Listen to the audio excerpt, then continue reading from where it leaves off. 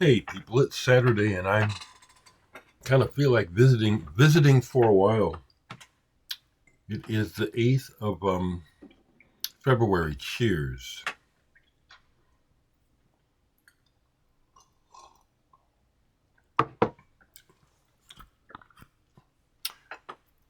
So, what's on Dereck's mind? Well, a couple things. I'll start with the comments. Thank you folks for accepting me, okay? Because I'm challenged to accept myself, just like all of you are challenged to accept yourselves. I wonder if some of you don't even think about it, you just go on autopilot. I see myself as I get older. I see my mouth. I accept it. I accept the shape I'm in and just glad to be here. I want to let you know that I got sales have really slowed down. Darn it. But I don't know that I'm going to get out of the house today. It's Saturday. So the sale that I got this morning, I may or may not go to the post office today. Kind of feeling like I don't want to leave the house. It's easy to do. It is. It's easy to do. I think what's really on my mind to go ahead and just share is that I hope everyone is doing as best as they can because that's what I'm doing. I'm trying to enjoy life and enjoy the days, but there's this sense of foreboding and dread literally in the air, isn't it? It's not just me. I see everybody talking about it. And it has to do with it has everything to do with Donald Trump and his cronies being back in office. This is a nightmare. You know, I really don't think that the people who wanted to stick it to the libs realized what they did. We're on a crash course of destruction of our country. Of course, the facade of America being the world's leader has always been a facade, but it was a useful one. And there was a time when we actually attempted to live up to it. But now we're just corrupt criminals, just like the rest of the world. There's probably a country somewhere where they have a decent leader, but the majority of the world, because of money and power, is just totally corrupt. And shitty people are in positions of power, and it just shows in America. Man, we're in the dumpster right now, aren't we? It's bad times. This is not America becoming great again. Anyone saying that things are better now is delusional, mentally ill, like Trump.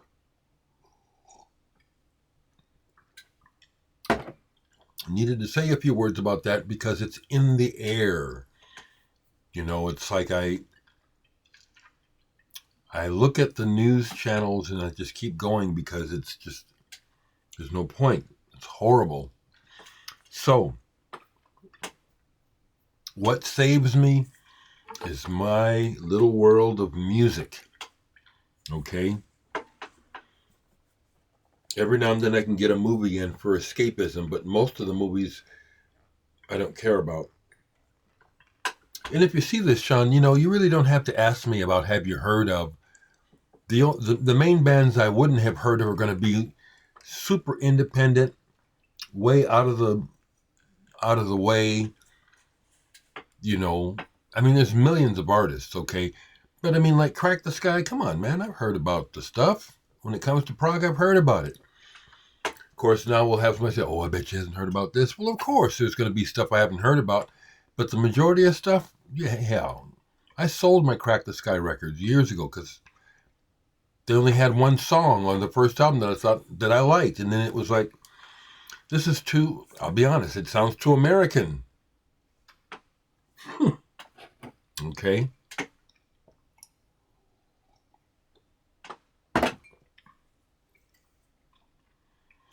So to just do a little bit of music, this popped up in my head, and so I had to hear it. And I prefer the dark side mixes. The last Peter Gabriel album that he, I.O. He I have to give it to Peter Gabriel. He takes his time, but he is crafting. He crafts his work, and they hold up. I put this on this morning, and it was like, damn, this is good. Panopticon starts the album off real solid. Real solid. Panopticon. I put everything away. The last things that I listened to, because I know y'all like to know, was Lassik Bendehaus Render. I think this goes back to the 90s. Electronic.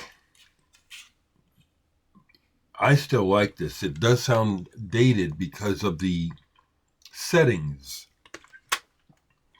but it has a great groove to it, and overall I like the shape of the songs.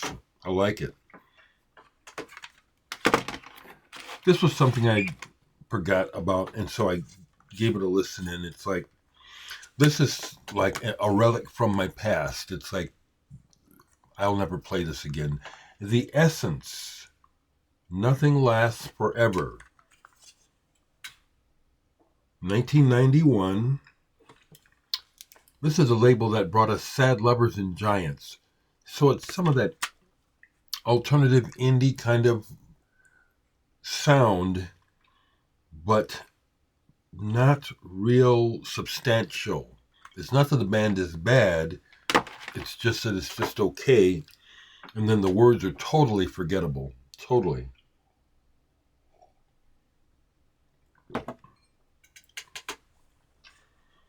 Okay.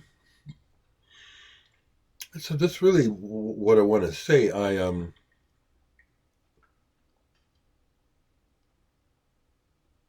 still taking in the death of Mike Ratledge and how that, when these people pass away, it brings up memories and thoughts and stuff. And Soft Machine are just a really important band. The name goes on, but Soft Machine, for many of us, I can say us, I'm one of them, the band really died a long time ago. And when Mike Ratledge was out of the band, for me, that was the end, even though I still bought records. I have records with Carl Jenkins. I also have it, but it's somewhere buried. Carl Jenkins did some kind of project called Adiemus. And if I remember correctly, Mike Ratledge was involved. I have at least one of the CDs. I know they made a couple. I think it was some kind of presentation, some sort of possible stage presentation. I have to look that up.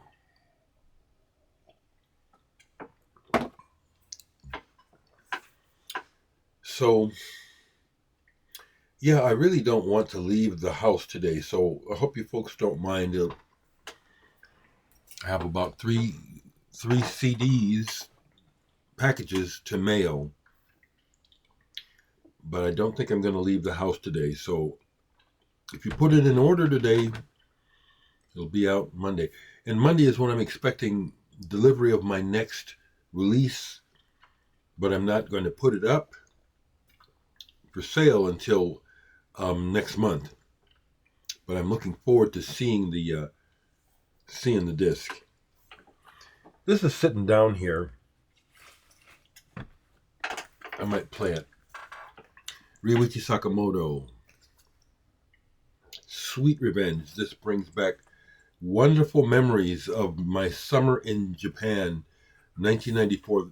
I bought this over in Japan. This is a limited edition version of the CD. It's a CD. It's not even an album. Once again, this is another of his albums. I've never seen a vinyl copy of Sweet Revenge. I still endeavor to collect Sakamoto when I see his stuff, but I'm not chasing it like I used to. I used to chase this stuff. Spent a lot of money. He's a big influence on me, although I can't say I sound like Sakamoto, and I'm not trying to. But the beauty, lyricism, and the elegance, sophistication, all those things, high self-esteem. I hear that in his music. I hear self-esteem. Those things have all informed me, continue to inform and inspire me. And that's what I try to put in my music, is those elements. Which reminds me, I just watched a segment on someone's channel about library music. It was pretty well done. Everyone is making videos, everyone. Some people are just downright fucking boring. This guy was pretty good, though. But as I listened to him, it made me realize that the whole trip of going to Japan in '94 was for me to create library music for my friend's business. And yet at the time, the term library music was still new to me. I didn't really quite understand what it was I was doing. Now that I look back and now that I listen to my music, if there's anything, it's not vaporwave, it's not electronica, it could almost be library music, but it's not, but it is more than anything else, I would say.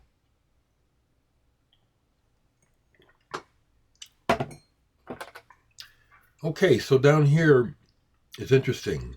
Let's do a poll. What did we get? What did we get?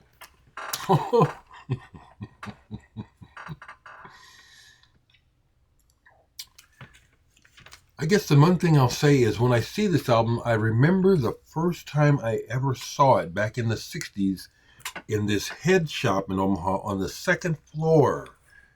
It's just burned in my memory. The first time I saw the banana peel, and this was back when records were not regularly shrink wrapped. New records weren't always shrink wrapped. I remember messing with the peel, thinking, I wonder if I can get away with peeling this. I finally bought a copy of this. I know this music. I understand the history. I understand the importance.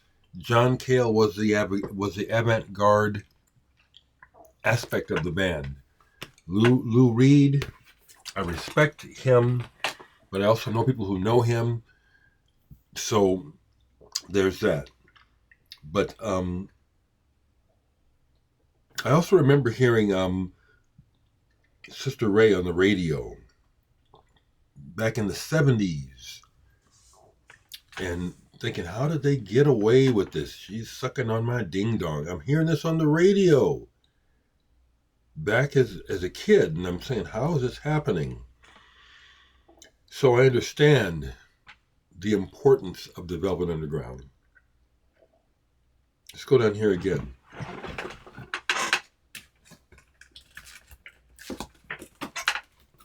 What did we get this time? Oh, Vox Populi, Ether. I think this band is French. I got these records directly from the band. For a moment, Digital Sex were talking about some kind of collaboration, or we did end up on a compilation cassette. I have it, but I can't see it. And Vox Populi is on there as well. I'd have to play this, but this is kind of different.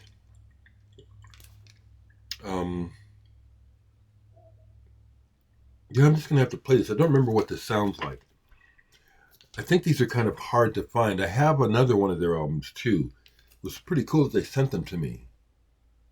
Vox Populi.